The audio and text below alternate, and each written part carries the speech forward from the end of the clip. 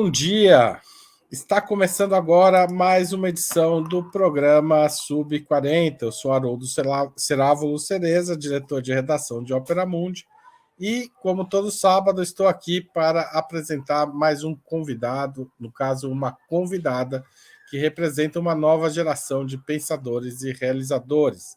O Sub 40 entrevista as pessoas de até 40 anos, às vezes um pouco mais, que são referências no mundo do trabalho, da cultura e do esporte, das leis, da comunicação e da política. A entrevistada de hoje é a deputada estadual Tainara Farias, filha de uma servidora pública e de um pedreiro. Ela é formada em Direito pela Universidade de Araraquara, onde cursou com ajuda do programa Universidade para Todos, o ProUni. Ainda estudante, Tainara foi eleita pela primeira vez vereadora em Araraquara.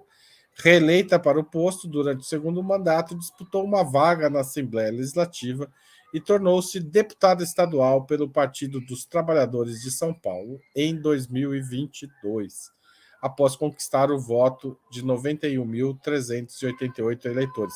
Na verdade, ela tornou-se deputada em 2023, ela foi eleita em 22. Daqui a pouco, a Tainara vai contar para a gente da sua trajetória, explicar as alegrias e tristezas de ser uma deputada do interior de São Paulo, onde o conservadorismo e mesmo o reacionarismo têm vencido a esquerda na maioria dos municípios do estado, embora Araraquara seja uma exceção.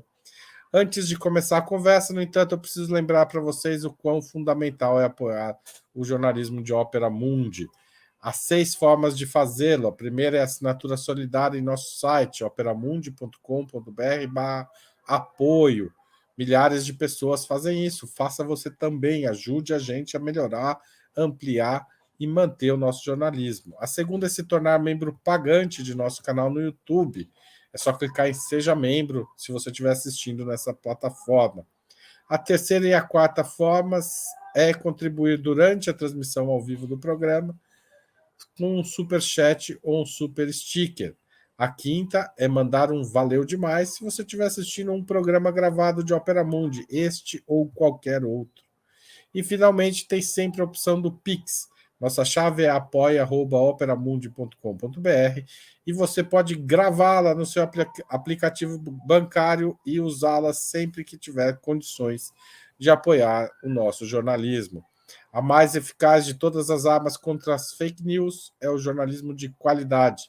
Só o jornalismo de qualidade coloca a verdade acima de tudo, e esse jornalismo que a Ópera Mundi busca oferecer todos os dias depende da sua contribuição. Muito obrigado a quem contribui e quem contribuir a partir de hoje. Tainara, seja muito bem-vinda ao programa Sub 40. É uma honra receber você aqui. Obrigada, Haroldo. É uma honra poder conversar com vocês por esse veículo de comunicação que leva a informação limpa para as pessoas, né, para que elas possam, com a sua consciência crítica, poder fazer seu juízo aí do que é certo e do que é errado, sem a contaminação das fake news, sem a contaminação da mentira. Então, é uma honra imensa poder conversar com vocês nessa manhã. Obrigado, Tainara. Tainara, conta para a gente um pouco da sua trajetória. A gente sempre pergunta se a pessoa realmente é sub 40, se tem menos de 40 anos mesmo. Então a gente pergunta, quando você nasceu, onde? Conta aí um pouco como você chegou até aqui. Eu sou bem sub 40, tenho 28 anos, faltam 12 anos ainda para eu não poder mais participar aqui do programa. Mas uma vez eu escutei, Haroldo, de um político, que na política a gente fala muito sobre as coisas, pouco sobre as pessoas e nada sobre si. E isso fez muito sentido para mim. Esse político é o Arlindo Quinalha, do PT, tá? E fez muito sentido para mim, porque às vezes eu participava de algumas atividades, as pessoas ficavam ali remoendo suas histórias, e a gente precisa ser prático, né? Então são poucas as oportunidades onde eu falo sobre a minha vida, onde eu abro essas questões, apesar de vocês terem, né, um perfil, mas eu nunca quis usar isso como instrumento, de fato, de ganhar as eleições, ganhar a opinião popular, porque eu queria que as pessoas reconhecessem o nosso trabalho. Mas é importante. Eu passei a entender que falar da minha trajetória, de onde eu vim, por que vim e por que estou na política é fundamental para que as pessoas possam, de alguma forma, se identificar com a minha história e entender. Antes de fazer uma fala que eu costumo fazer nas palestras e tudo mais, eu vou, de fato, dizer o que você perguntou. Eu sou uma mulher preta do interior do estado de São Paulo, LGBT, trabalho desde os 7 anos de idade, né? Você perguntou aí no off, né, para a gente falar um pouquinho sobre essas questões mais específicas da vida. Então, dos 28 anos que eu tenho de vida, 21 eu passei trabalhando. Em várias áreas, eu lavei prato, trabalhei vendendo cachorro-quente, trabalhei em padaria, fiz trufa para vender, vendi roupa, trabalhei em salão de beleza. E aí, aos 14 anos, mais ou menos, eu, então, resolvi fazer curso de modelo. Mas aí não tinha muito espaço para pessoas pretas dentro desse mundo da moda, né? E acabei enveredando para o teatro. Vim morar em São Paulo, na casa dos meus tios, de favor, e para fazer o Teatro Macunaíma. E quando eu volto para passar o final de semana com a minha família, no final de ano, eu vejo então que eles estão com um saco de arroz e 1 litro de óleo no armário. E aquilo foi muito difícil para mim, até porque em São Paulo eu estava tendo uma vida boa com os meus tios, né? E minha família passando dificuldades com a minha ausência. Foi quando eu decidi voltar a morar em Araraquara, né, no interior de onde eu nasci, e acabei trabalhando como política também, assim como minha mãe sempre foi cabo eleitoral, trabalhando para políticos em época de eleição, eu também acabei virando cabo eleitoral. E aí um recorte, né, porque é exatamente isso que me instiga na política. Trabalhando com a minha mãe, indo com ela, porque ela não tinha com quem deixar a mim e os meus irmãos, né? Eu vi pela primeira vez em 2013 uma mulher candidata a prefeita da minha cidade. Isso fez toda a diferença, né? Que foi quando eu percebi que as mulheres também poderiam estar na política, né? Que eu vi ela como uma grande representante, mas ainda era muito nova, não consegui seguir. Então, quando eu volto já com os meus 16 anos de idade, passo a ser cabo eleitoral, eu vou começando a compreender um pouquinho do porquê que minha mãe trabalhava, meu pai trabalhava, e mesmo assim, no final do mês, faltava para comer, faltava para pagar as contas, faltava para dar o básico, né, da estrutura familiar.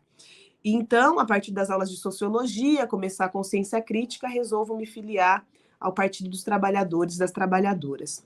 Com 18 anos eu presto vestibular, né? Eu passo na UFRJ, passo na UFMG em Direito, porém nessa configuração familiar eu não poderia deixar minha família, uma porque não teria assistência para estar em outro estado para estudar, porque por mais que haja auxílios e bolsas, a gente sabe das dificuldades, e outra porque minha família precisava de mim. Então, com a mesma nota do Enem, eu presto ProUni, então sou contemplada com 100% de bolsa, que foi o que viabilizou que eu fizesse uma faculdade de R$ 80 mil ao final do curso, né?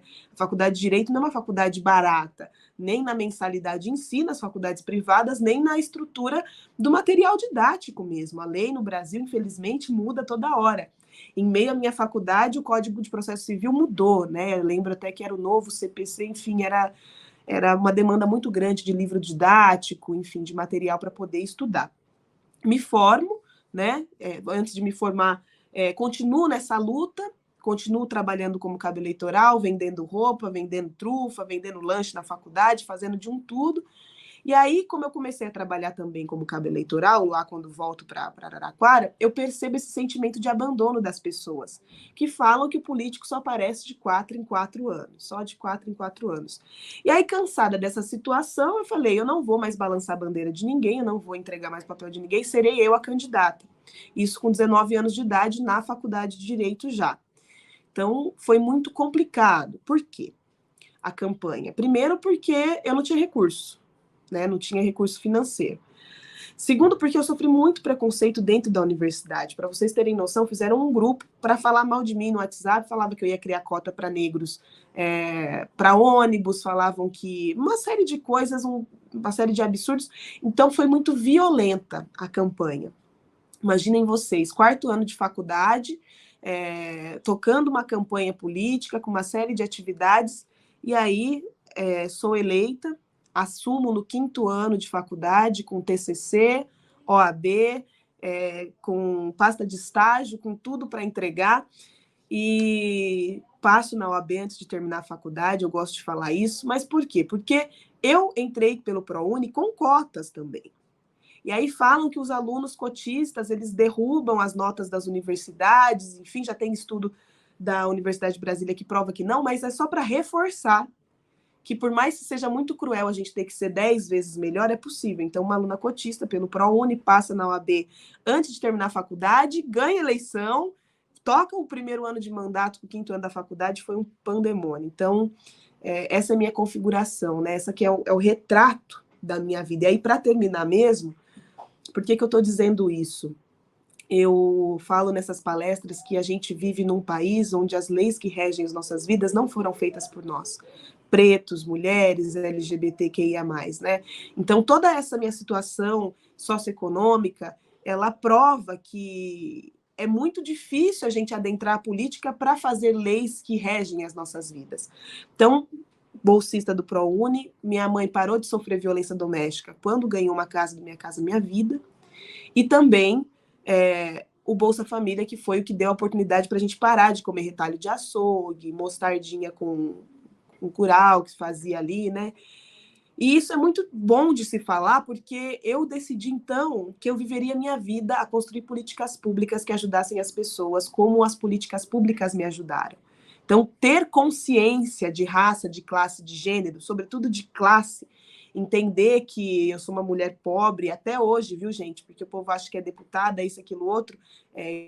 Quem tem parcelinha para pagar, boletinho, a gente fala, né? Tá lá o classe C com o Jeep dele parcelado em 48 vezes, achando que é rico, fazendo campanha para a direita. E não é por aí, gente. Rico é outra coisa, mas a gente fala sobre isso depois. E aí essas políticas públicas, então, são aquelas que regem a minha vida até hoje para que eu possa fazer outras para outras pessoas. Tainara, obrigado pela apresentação. Eu queria saber, você tem irmãos? Tenho irmãos, tenho 2 irmãos. Um mais novo, que não é filho do mesmo pai, e um mais velho, que é filho do mesmo pai e é dependente químico.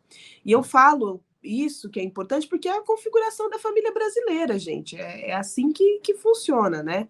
Uma irmã nasceu falecida, né? Acabou se afogando no sangue da minha mãe. Então, seriam 3 irmãos, né? Mas tenho 2 irmãos, um mais velho e um mais novo. Tá certo.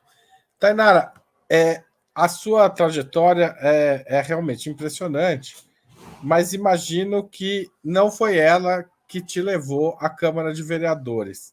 Nessa ação política diária em Araraquara, onde que as pessoas identificaram você como uma representante, né, que não só foi eleita, mas foi reeleita. Qual era a sua pauta principal lá em Araraquara no primeiro mandato, com 19 anos? A primeira vez, eu acredito muito que eu tenha sido eleita, a gente fala que a nossa história depõe contra a gente ou depõe a favor, né? Então, a minha mãe, antes dela ser servidora pública, ela trabalhava na fábrica Lupo, que é uma fábrica da cidade muito grande, praticamente todas as mulheres da cidade trabalharam nessa fábrica, e por trabalhar na indústria, ela conseguiu uma vaga no SESI para mim, né? Então, teve a minha formação do ensino fundamental toda no SESI, depois na ETEC, e depois na Uniara, né? Enfim. E aí, essa vaga no SESI fez com que eu tivesse contato com algumas questões sociais também, mas do outro lado. Então, minha mãe costuma dizer que às vezes eu saía para arrecadar alimento, produto de higiene pessoal, para doar coisas que a gente não tinha em casa. Então, o SESI tinha essa questão social, né? De arrecadar para asilos, de arrecadar para orfanatos, e a gente fazia muito isso. Então, tinha uma mobilização e já tinha um envolvimento social desde o ensino fundamental. E aí, mais já lá para o ensino médio, quando eu retorno e começo essa ação mais política, foi uma denúncia constante da zeladoria das periferias, da situação das pessoas mais pobres. Então, eu fazia vídeos, eu fazia textos e denunciava nas redes sociais, denunciava num site que eu tinha que chamava blog A Voz da Morada, fazia textos para as pessoas verem a situação da cidade, né? O abandono. Buraco, mato alto, falta de remédio em posto de saúde, falta de cesta básica. Então, as pessoas se identificaram muito com isso. Então, primeira eleição, mulher mais votada da cidade, né? Na segunda, reeleita como a mais votada entre todos os 430 candidatos que nós tivemos à época, foi mais a reafirmação de um trabalho. Por quê? é muito difícil, Haroldo, ser uma mulher preta na política, que eles querem guetizar os nossos mandatos, né? Colocarem eles num canto, isolar com a história do mimimi. E como que eles fazem isso? Primeiro, eles vitimizam o nosso mandato. Colocam objetos de cassação, eles perseguem, eu sofri perseguição tremenda na política em Araraquara, tanto da mídia, né, quanto também de grupos de direita que investiam contra o nosso mandato, representavam e, enfim, queriam derrubar a gente de alguma forma, né? Porque eu lembro muito bem que o prefeito Edinho falou uma vez que eles enxergavam a minha eleição, minha primeira eleição, como uma falha do sistema deles. Tipo, ó, falhamos, se elegeu, mas nós não vamos deixar falhar de novo. Então, a minha reeleição seria ainda mais difícil. E foi, porque as investidas da direita, as perseguições foram muito grandes. Mas nós trabalhamos muito. Eu não publicizava perseguição, e-mails de ameaça, questão de cassação, e trabalhava. Então, é um mandato que se pulverizou na cidade como um mandato mais atuante, que tinha retorno para a cidade. Para você ter noção, em 6 anos que eu fiquei em Araraquara, eu levei quase 10 milhões em emendas, que é o orçamento que um deputado tem por ano para mandar para as cidades. Então, com a minha atuação, junto com deputados federais, junto com deputados estaduais, solicitando ônibus para a saúde, solicitando verbas para recato, para cultura, para educação, a gente levou para a cidade um montante de quase 10 milhões de reais. Conseguimos construir, através de emenda também, um posto de saúde numa região que há mais de 20 anos não tinha nenhum posto de saúde, desde a fundação do bairro, com mais de 2.000 famílias. Então, esse trabalho muito sério, muito comprometido, voltado para as questões sociais, foi o que reelegeu o nosso mandato. E por que eu estou dizendo isso? Porque quando eles começam a isolar os mandatos na perseguição, no mimimi, na hora H, Haroldo, quando a gente vai se reeleger, as pessoas não querem saber se eu sofri violência, se eu fui perseguida. Elas querem saber se eu trabalhei. O que eu fiz de diferente para a vida delas, quais foram os embates que eu travei. Porque novidade na política surge de 5 em 5 minutos. Daqui a pouco vai ter outra mulher preta, jovem, do interior, LGBT, enfim. E aí? O que fica? Fica o trabalho, fica a relação com as pessoas. Então, acredito muito que essa nossa reeleição seja pela nossa defesa irrenunciável dos direitos constitucionais à vida, à habitação, ao alimento, à educação, à saúde, porque a gente trabalha nessa base, né? E a partir disso, muito resultado, e as pessoas têm confiado no trabalho. Disputei 3 eleições, ganhei 3. Você é boa de ganhar eleição. Ô, Tainara, você, para quem não é de Araraquara e do interior, qual é o tamanho da cidade? Como é que é a região? Como é a dinâmica política em Araraquara e na região? Porque Araraquara, a gente vem aí de 2 mandatos do Edinho, o PT é um partido forte na cidade, né, muito forte, mas não é, digamos, a média do PT do interior de São Paulo. É um ponto fora da curva. Queria que você contasse um pouco como funciona a política aí em Araraquara e na sua região. Perfeito, Haroldo. Uma ilha, né? Você pontuou muito bem. O Edinho está terminando o 4º mandato, segundo depois da reeleição, da interrupção. Então, imagine 16 anos governando uma cidade. Hoje, eu vou dar o retrato para vocês. Nós temos 4 vereadores, 2 deputadas e um prefeito de Araraquara, do PT. É um capital político muito grande, assim, mas também um trabalho de muito tempo.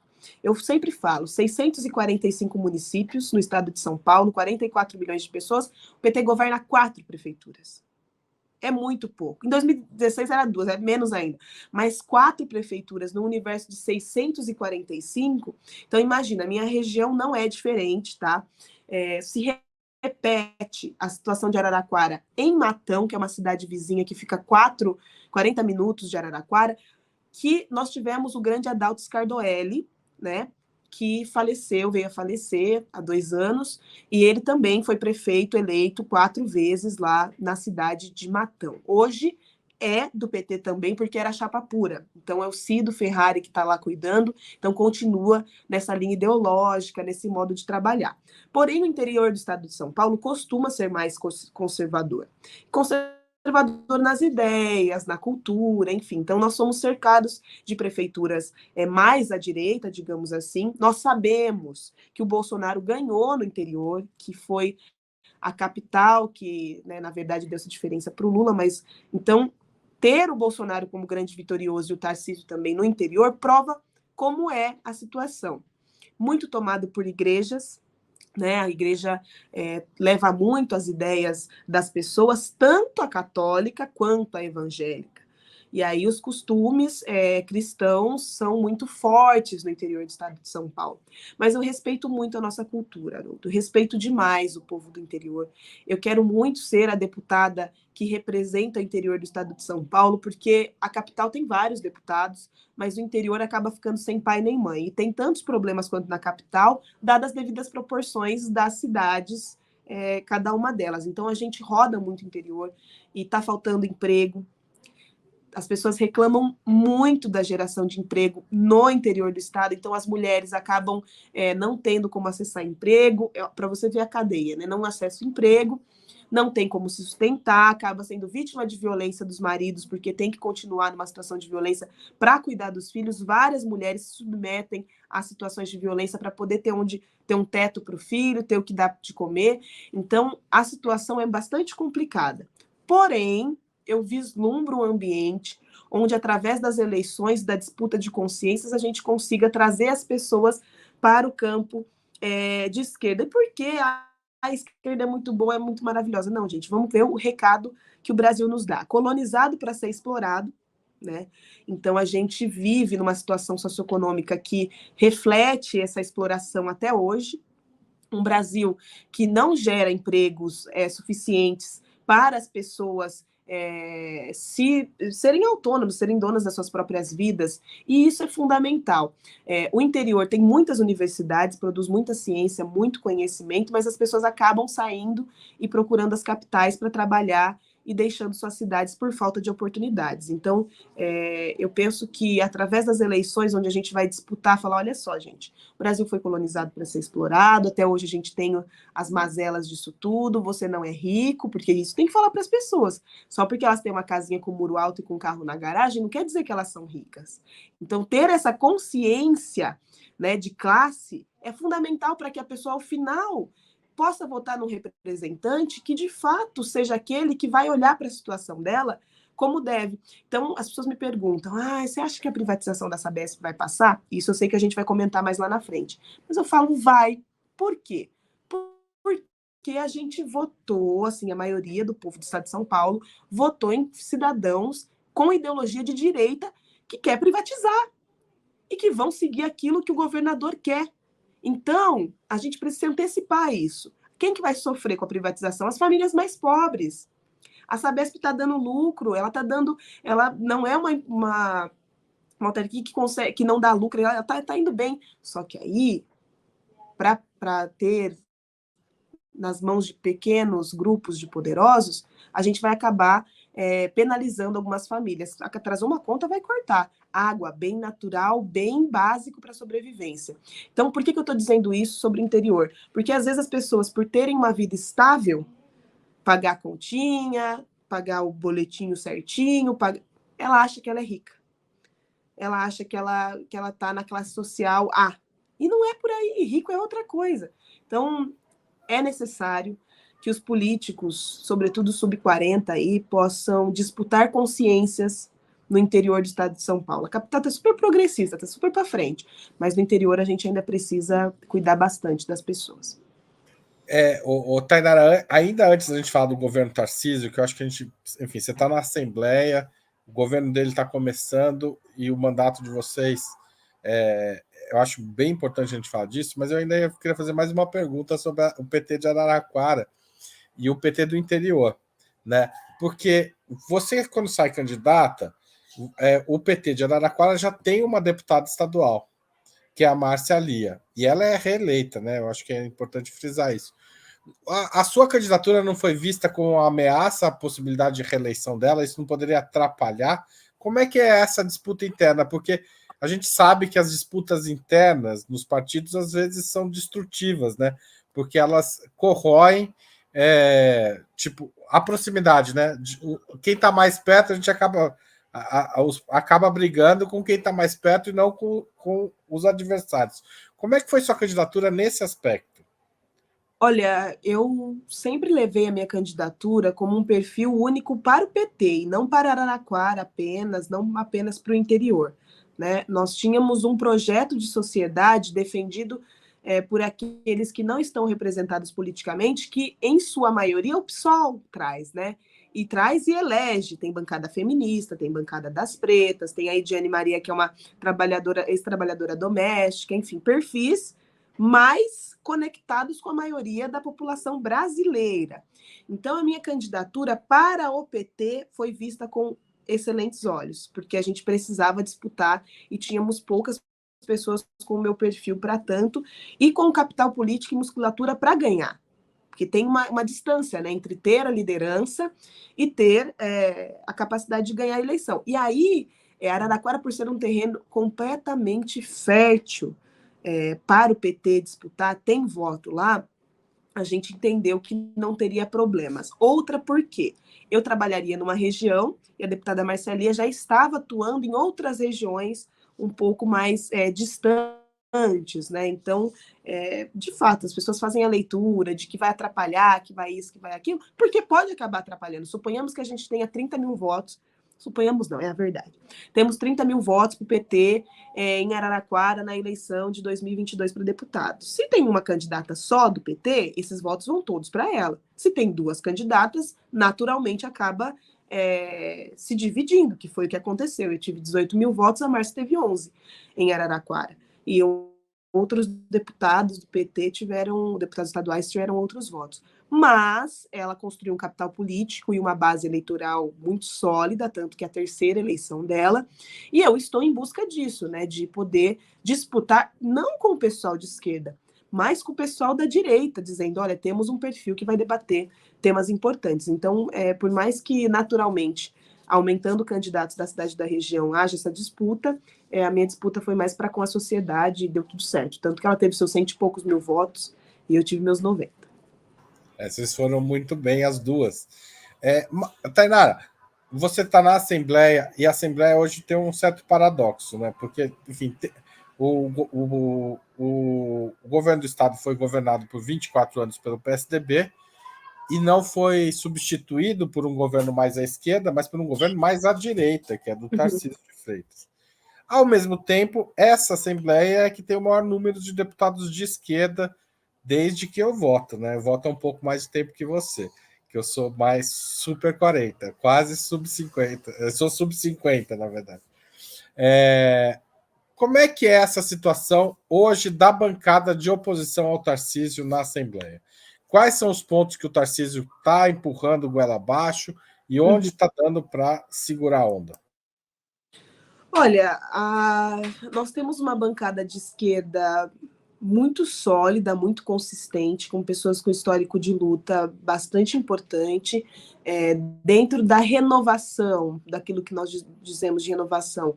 Somos eu, Ediane, a Paula da bancada feminista, porque era vereadora, e o Guilherme Cortes, né? Os demais, ex-senador como Suplicy, ex-prefeitos, outros que já foram deputados estaduais, federais, retornam à casa, né? Figuras como Leci Brandão. Então, a gente tem uma bancada muito sólida, muito consistente, né? Inclusive, eu sou vice-líder da minoria que articula esses atores contra os desmandes do Tarcísio. Então, quando ele coloca, como, por exemplo, quando ele coloca o aumento dos policiais, e nesse aumento ele não contempla os policiais civis de maneira correta, não contempla os agentes penitenciários, não contempla os agentes penais, né, policiais penais, a gente começa a primeira grande batalha aqui para colocar emendas para poder contemplar também esses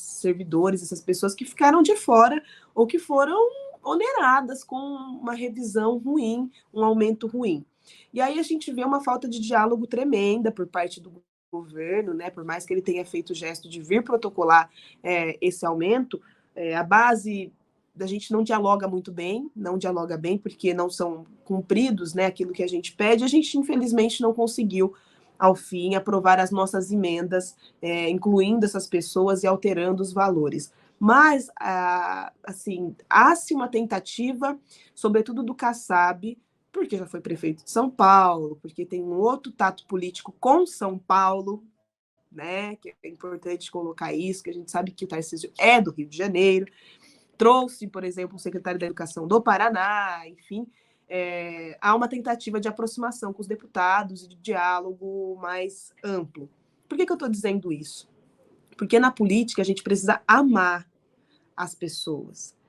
E a gente precisa amar o lugar também que a gente está atuando. Então tem que ter uma relação afetiva com São Paulo, com o estado de São Paulo, por exemplo, aqui com a cidade de São Paulo. Eu venho brigando muito com a atuação do Tarcísio e do Ricardo Nunes em relação a pessoas em situação de rua. A pessoa em situação de rua hoje, o número chega a 80 mil pessoas no estado de São Paulo. O que isso significa? Que nesse frio, né, nas chuvas, nesse clima que a gente está vivendo, tem pessoas que vão acabar morrendo de frio. E eu falo que é a falha completa, o apodrecimento completo, o retrato do fracasso de um governo, quando você tem a estrutura que você tem em São Paulo, o maior PIB do país, quando você tem a estrutura do maior parlamento da América Latina, estadual, e do maior parlamento da América Latina, municipal, que é a Câmara dos Vereadores, e você não consegue dar soluções decentes para a situação da pessoa em situação de rua. Então tem que ter amor, tem que ter afeto, tem que gostar e tem que fazer um bom trabalho. E isso eu não tenho visto, com grande sinceridade e honestidade. Não tenho visto. Então, há uma atuação da bancada de esquerda a todo momento para denunciar essas questões. Eu venho denunciando também a situação de uma Secretaria de Mulher sem orçamento. Então, há uma determinação do presidente Lula para que as delegacias da mulher funcionem 24 horas, mas cadê a estrutura para isso? Cadê o material humano para isso, né? Nós vamos para as cidades e a gente vê que não existe. Então a bancada de esquerda também vem e atua brigando, denunciando essas questões para que o governo do estado funcione para realmente quem mais precisa. Não em detrimento das outras pessoas que estão numa outra situação econômica, não é isso. Mas a gente precisa entender que só vai melhorar de fato o estado todo quando melhorar para os mais pobres. Quando melhorar para quem movimenta toda a estrutura financeira e econômica desse país. Então, há uma bancada consistente de enfrentamento, poucos esforços do governo estadual para um diálogo e não só um diálogo, mas uma efetivação daquilo que se dialoga, porém ainda muito, muito pouco, muito fracos diálogos. 2 meses para responderem uma indicação minha, não responderam, Tarcísio não me recebe, estou esperando, estou pedindo para ele me receber, mas não está dando certo, não. Você tocou na questão da privatização da Sabesp. Quais são as pautas bomba do governo Tarcísio? Assim, aquelas que tem que fazer de tudo para não deixar passar? Eu acredito que essa é a maior delas, né? Ele está rifando o estado de São Paulo, está vendendo várias áreas, ele está dando muito trabalho para a gente, porque é isso que eu falei, não tem uma relação afetiva com São Paulo, né? Então, vê uma área, vai, vende, sai distribuindo por aí para iniciativa privada, o que é muito perigoso, né? Porque o Estado ele tem que operar para os cidadãos. Né? Não para gerar lucro. E esse lucro para quem, né? Se ele não vem através de políticas públicas para dirimir desigualdades sociais. Então, além dessa questão da privatização da Sabesp, que até agora, com certeza, é a maior pauta-bomba que a gente vai discutir, tanto que ainda fala dos estudos, né? Se tem uma enrolação para, de fato, colocar para votação, para vir para as comissões, para a gente começar a discussão. Nós estamos doidos para começar a discussão. Eu fiz opção por estar nas comissões de infraestrutura, tanto para isso, quanto para discutir as questões dos desastres ambientais que vêm ceifando vidas nos litorais, estado de São Paulo lá fora. Enfim, isso é outro tema, mas eu tenho certeza que essa questão das privatizações, todas serão as pautas bombas, mas, sobretudo, a da Sabesp. Por quê? A Sabesp hoje, ela atende milhões e milhões de paulistas e paulistanos. Ela dá conta do trabalho, ela não precisa ser privatizada, né? E a gente sabe da precarização quando privatiza, a gente sabe que quem mais precisa deixa de ter acesso, a gente sabe que o lucro, quando ele coloca o lucro em primeiro lugar, as pessoas vêm depois. Então, com certeza, por ser um bem natural, um bem básico, sem água a gente não faz nada, vai ser a pauta mais discutida aqui na Lesp. Ainda bem que não tem uma estatal que cuida do ar, né? do oxigênio, senão... Iam querer privatizar, com certeza. E na área de educação? Você mencionou o secretário de Estado, que é digamos, implementou no Paraná de maneira radical o ensino à distância. E que essa é uma questão bastante perigosa, inclusive porque o Paraná teve resultados bastante decepcionantes na área da educação com isso, né? Não é uma implementação de sucesso, ou seja, ele está trazendo do Paraná alguém que fez algo que deu certo. Pelo menos é assim que tem sido a leitura geral. Como é que está a articulação em torno disso na Assembleia? E mesmo que tivesse dado certo, Haroldo, eu sempre falo que a gente não pode dar um remédio para dor de cabeça para quem está com dor de barriga. São questões diferentes, né? E nós precisamos tratar o estado de São Paulo tal qual ele é, tal como ele é. Uma diversidade, um pedacinho de cada canto do Brasil. Nós temos pessoas de todas as regiões, de todas as culturas, enfim. Então, provavelmente, algo que possa ter funcionado, que não foi o caso no Paraná, venha a não funcionar em São Paulo, por N motivos, por condições geográficas, por questões N questões. Então, assim, a gente tem essa questão do novo ensino médio muito criticado. E o que eu falo? Esse novo ensino médio vem desde 2016 sendo discutido no governo do golpista do Temer, vem sendo meio que implementado, tá a mesma coisa de agora explodiu. Mas o que aconteceu entre 2016 e 2023, que eu falo que qualquer coisa que foi feito antes de 2020 não nos serve hoje para o Brasil que nós vivemos. Pandemia, né? Foram 2 anos da pandemia, nós temos centenas de milhares de pessoas órfãs, as relações de trabalho mudaram, as relações de emprego mudaram, porém, a educação precisa ser levada a sério. Por quê? Nós temos uma demanda de saúde mental no pós-pandemia que ela existia antes, mas ela explodiu agora. Então, qualquer plano de educação que não dialogue com a saúde mental do corpo discente, do corpo docente, não serve. Porque nós temos uma outra realidade, né? Então, a gente precisa dar conta do que é o Brasil pós-pandemia, o estado de São Paulo pós-pandemia também. Nós sabemos que a educação à distância não funciona, né? Nós temos um déficit de aprendizagem gigantesco causado pela progressão continuada. Então, essa galera que mal conseguiu acompanhar a aula pela internet, quem tinha internet, quem tinha celular para ter acesso à aula, foi passando de ano, hoje se encontra aí no ensino médio, muitas vezes, ou já saiu da primeira infância, da educação básica, e não está conseguindo acompanhar a educação. Então, nós precisamos fazer um diagnóstico do estado de São Paulo no pós-pandemia, para oferecer soluções concretas que dialoguem com essa realidade. E não é o que está acontecendo, né? Nós vemos escolas estaduais com estrutura de presídios, muito gélidas, que não dialogam com a juventude. Nós vemos contratos e contratos de merenda escolar sendo quebrados e sem soluções há meses. Então, há uma desídia em relação aos estudantes no estado de São Paulo, e eu vou brigar, porque esse é outro.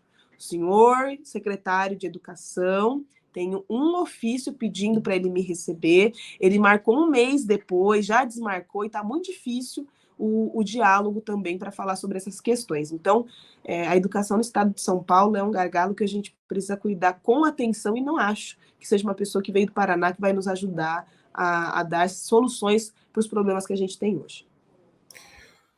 Tainara, voltando ao PT do interior, por que só tem Araraquara? É possível replicar? Vocês têm discutido isso internamente no partido? É possível replicar, e tem Araraquara, porque a política, a consciência, na verdade, não é nem a política que eu quero dizer, a consciência, ela precisa ser desperta em etapas.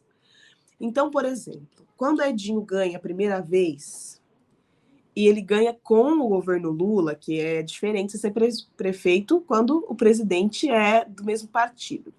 Ele implementa algumas políticas de esquerda fundamentais para que as pessoas despertem suas consciências. Então, vamos lá. Nós temos um cooperativismo em Araraquara muito sólido, de mais de 20 anos, que hoje, por exemplo, faz 100% da reciclagem do lixo da cidade. A cidade inteira é coberta pela coleta seletiva de uma cooperativa de trabalhadores que antes reviravam o lixão. Então, isso é uma política social que une o cooperativismo, né, e que dialoga com a sociedade, dando condições socioeconômicas para as pessoas terem uma vida digna. Isso desde 20 anos atrás. Então, foi se disputando consciência, foi se tornando uma política sólida. E outra e fundamental, que Araraquara tem até hoje, única cidade no Brasil até onde a gente tem registro, que é o orçamento participativo.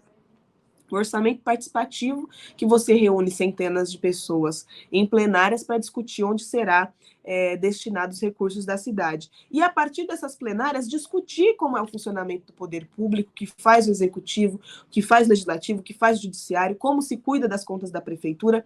Então, essa relação democrática e cidadã com as pessoas, não só na época de eleição e a proximidade com o político, fez com que elas compreendessem qual modelo de político e de sociedade elas querem. Ao contrário, qual modelo de sociedade elas querem e qual política elas querem para que esse modelo seja efetivado. Então, se a pessoa confia no orçamento participativo, se ela confia no cooperativismo, se ela confia num modelo de sociedade que dialogue com o modelo exploratório que o Brasil viveu na sua colonização, ela vai escolher políticos que estejam alinhados com essas ideias, que querem o Estado grande funcionando. O que seria do Brasil, do povo brasileiro, sem o SUS? Eu vou te dizer, Haroldo, que eu encontrei um padre numa quermesse há 3 dias atrás, e ele estava na Itália quando aconteceu a pandemia. E ele me contou que ele teve a prova da humanidade do Brasil, porque lá se empilhavam corpos em carros do exército, todo mundo viu essas cenas. E não tem uma saúde pública aqui, como o SUS, de proteção, de atenção, enfim. E se nós tivéssemos o SUS ainda mais estruturado, nós teríamos salvo mais vidas, se nós tivéssemos um presidente decente, que confiasse na ciência e que valorizasse ainda mais. Mas por que eu estou dizendo isso? Quando você confia num SUS forte, que você vai chegar com seu RG, com dor de barriga, com dor de cabeça, com um câncer, e vai ser tratado, bem ou mal, com todos os problemas que tem o SUS, você quer um político que defenda o SUS. Então, disputar consciências através de plenárias, através de uma gestão participativa, onde as pessoas têm poder de escolha e decisão, fez toda a diferença. Então, lá nos anos 2000, quando o Edinho começou a governar a primeira vez e tudo mais, e depois se tornou deputado estadual, ministro, e todas as coisas que o Edinho assumiu, lá atrás ele já vinha propondo essa gestão participativa. E Araraquara hoje tem uma consciência, né, de que qual é o político que ela quer para a cidade, porque deu certo, né? Quer participar das escolhas, mas leva tempo. Não é do dia para a noite, né? Você tem que ter paciência, porque parece que é uma grande ciranda de roda, uma plenária com 500 pessoas para discutir para onde vai um orçamento. Não é, né? É a todo momento uma discussão mais séria, enfim. Então, eu acredito muito que as gestões, quando elas são participativas e elas colocam as pessoas para decidirem, essas pessoas vão começar a criar consciência política, a entender qual é o perfil do político que ajuda o povo brasileiro. Agora, outras cidades da região também já foram, por muito tempo, governadas pelo PT, como São Carlos, né? Essa tem alguma configuração, digamos, econômica na região que favoreça a esquerda, né? Embora não seja o caso de São Carlos atualmente, mas foi por 16 anos também foi governada pelo PT, se não me engano, talvez 20. Queremos voltar a governar São Carlos.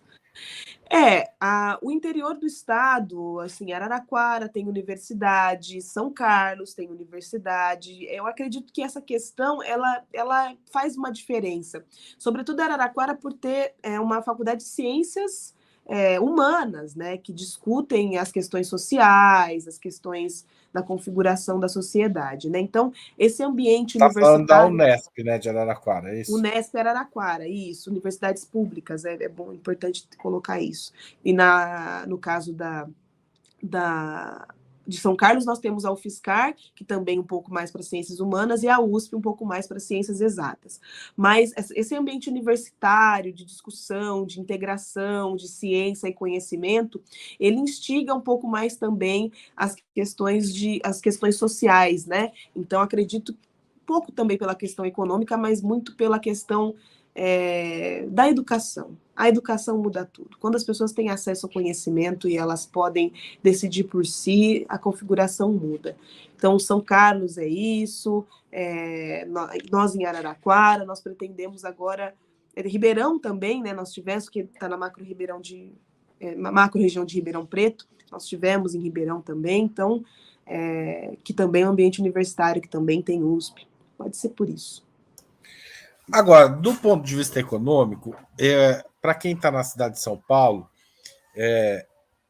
às vezes o interior viveu momentos menos difíceis proporcionalmente ao que viveu a capital nos últimos anos, inclusive durante a pandemia, mas principalmente porque o agronegócio, de alguma forma, ainda que amplie as diferenças sociais, ele levou muito dinheiro para o interior. De alguma forma, a votação do Bolsonaro reflete isso, esse crescimento do agronegócio, e como a esquerda deve lidar com o agronegócio, que, enfim, deve ser uma questão do dia a dia para quem é um político do interior, né? Pois é, assim, eu acredito que essa questão do agro e da votação do Bolsonaro, a gente acompanhou, infelizmente, muitas ameaças, e é importante falar isso, dos funcionários, das pessoas que prestavam serviços, que denunciavam que os patrões ameaçavam, que se não votasse no Bolsonaro, que ia ser isso, que ia ser aquilo.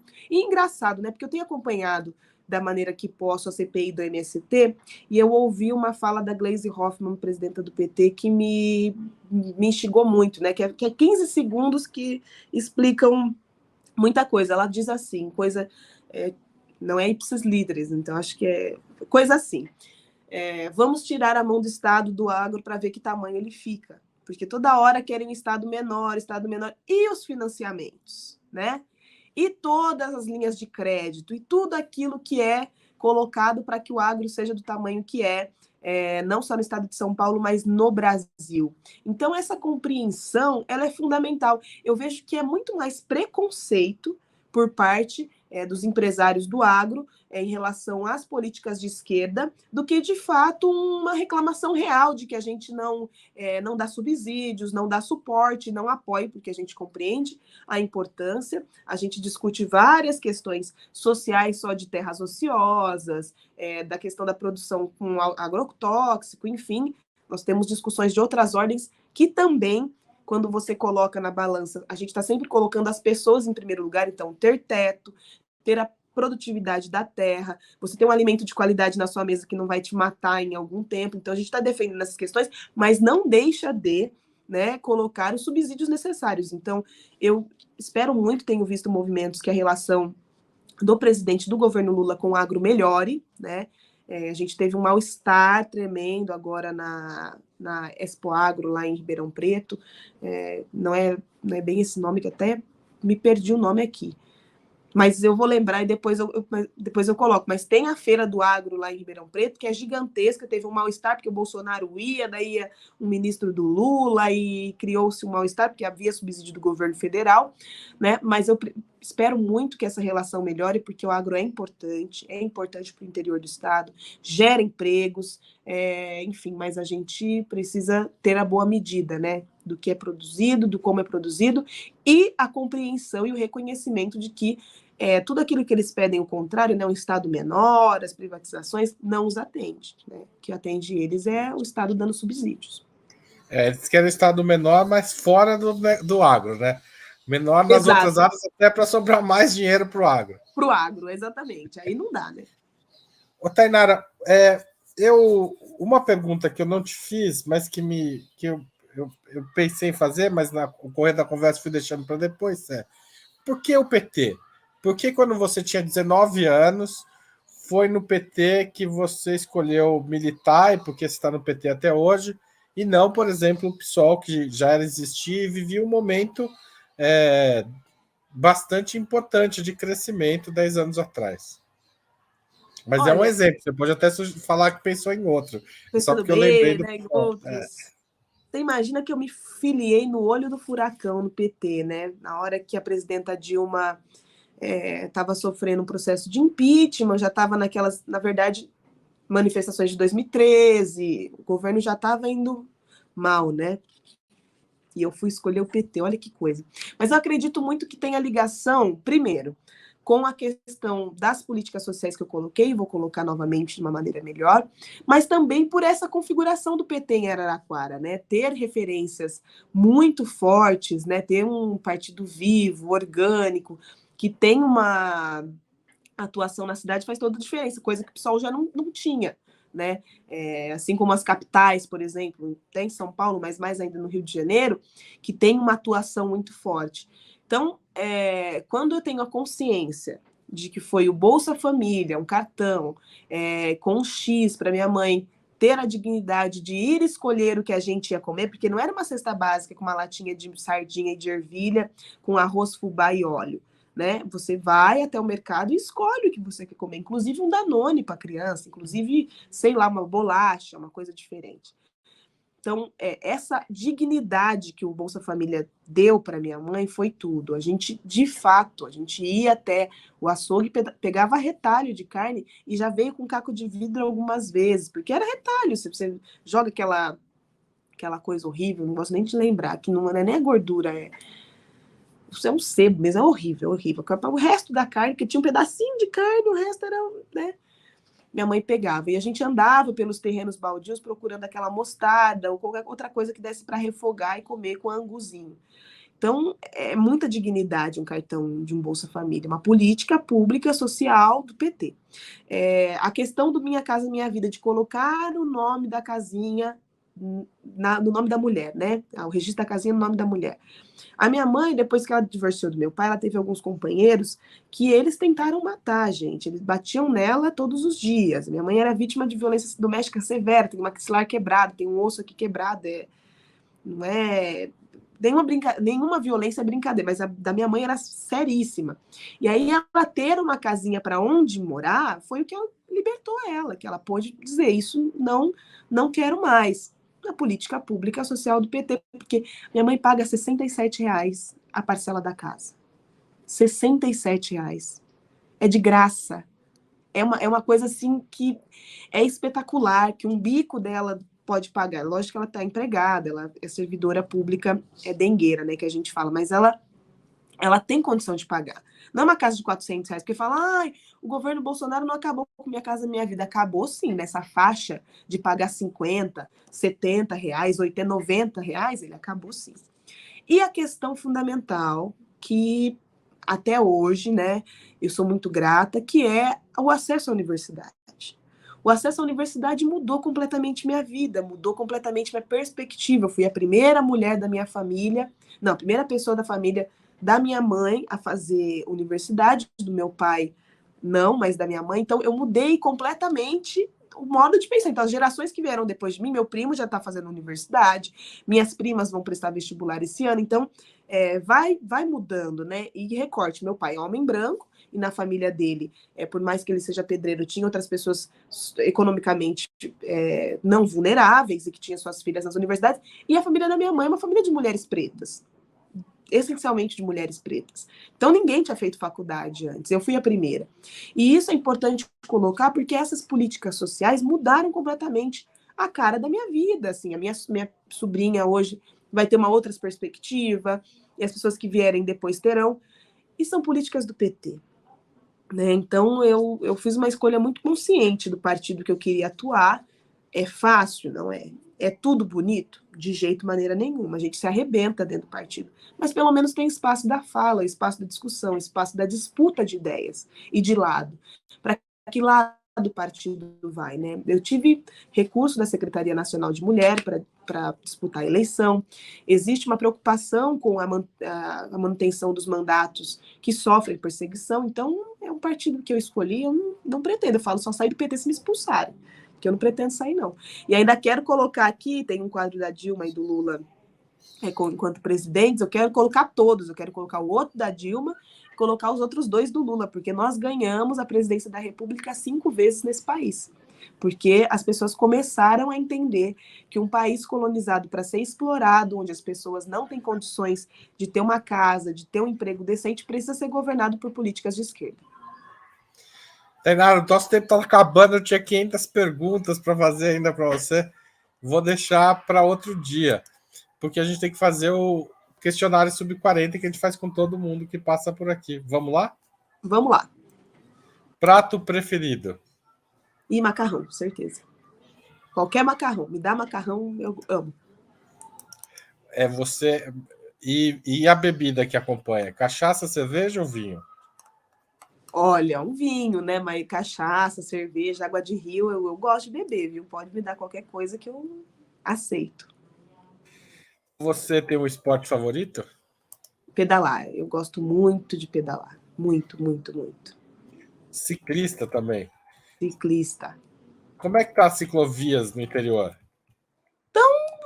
Insuficientes, para ser muito honesta, né? Mas o interior, por ser um pouco mais calmo, a gente consegue fazer o. A gente tem o mountain bike que a gente faz na terra, né? Mas consegue fazer o speed também nas pistas do interior, então a gente vai bem. Tô vendo que é ciclista mesmo, não é só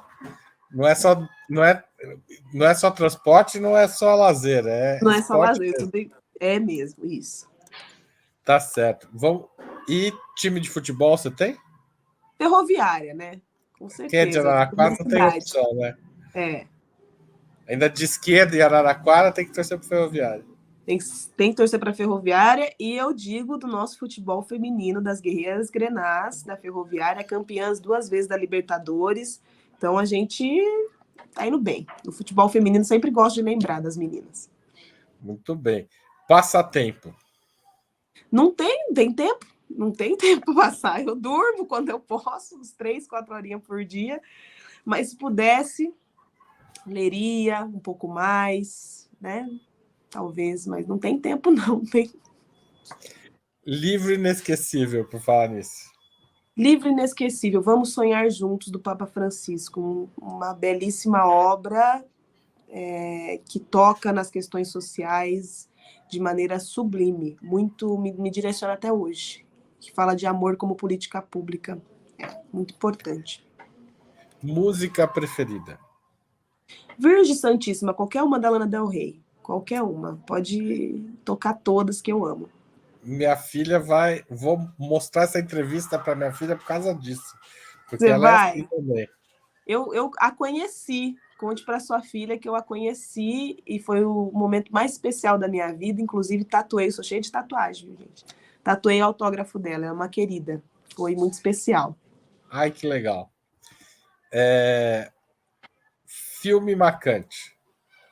Um filme marcante? São tantos. Olha, mas eu vou ser muito honesta com você. Eu gosto muito de Harry Potter. E gosto porque discute questões sociais também. Antes eu não sabia disso, né? Antes eu assistia porque era legal. Mas o menino que é órfão, que mora debaixo da escada dos tios e depois vai brigar com o mal e tudo mais, enfim. Eu gosto de Enfrentar a direção da escola. enfrentar a direção da escola. Eu gosto muito dessa coisa lúdica, tanto esse quanto Jogos Vorazes, Insurgente, Divergente, toda a série desses filmes, né, que discutem a questão social de uma forma mais lúdica, eu adoro e inclusive recomendo. E é importante porque normalmente as pessoas vão falar que, sei lá, esses filmes mais tradicionais, né, vão falar, sei lá, da democracia. E aí eu gosto desses filmes de que sub-40 gosta mesmo. Bem, muito bem, muito bem. E ídolo político. Ídolo político, difícil, viu? É difícil ter um ídolo político. A Benedita da Silva, com certeza, por ser uma mulher preta, a gente gosta de lembrar que ela, única governadora que governou o Rio de Janeiro que não foi presa e nem será, né? Então, uma mulher de retidão de caráter, com uma atuação importante, uma mulher evangélica, foi senadora, enfim, é uma figura incrível. Benedita da Silva, com certeza, é uma grande inspiração. E a Dilma, né? A Dilma, eu aprendo a amá-la todos os dias, entender o que foi feito com ela, porque eu entrei nas discussões políticas exatamente na efervescência do Fora Dilma, entender o machismo, a misoginia, uma mulher que foi torturada na ditadura militar. Então, com certeza, essas mulheres são grandes inspirações para mim. Ídalas.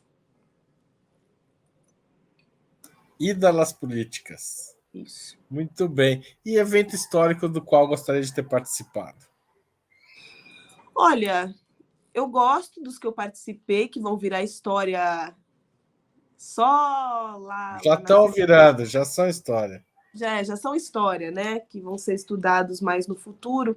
Mas eu gostaria de ter lutado com os companheiros na ditadura, com certeza. Eu gostaria de ter atuado, de ter ajudado de alguma forma, de ter participado, porque o que foi feito nesse país não é admissível. A gente não aprendeu com a Argentina como penalizar aqueles que atuaram contra a democracia, mas eu queria ter estado e lutado com os companheiros. Tainara, muito obrigado por essa entrevista. Espero que a gente se fale mais vezes. Tenho certeza que quem acompanhou adorou também. Obrigada, Haroldo, pela oportunidade aqui de conversar com vocês, trazer um pouquinho mais de mim, como digo, não costumo falar, mas foi um prazer gigantesco e conte com o nosso mandato para lutar muito aí, para que o nosso país dialogue mais com uma vida cidadã e plena para todas as pessoas. Tá certo. Tchau, tchau. Valeu. Bom trabalho aí. Tchau, tchau. Obrigada.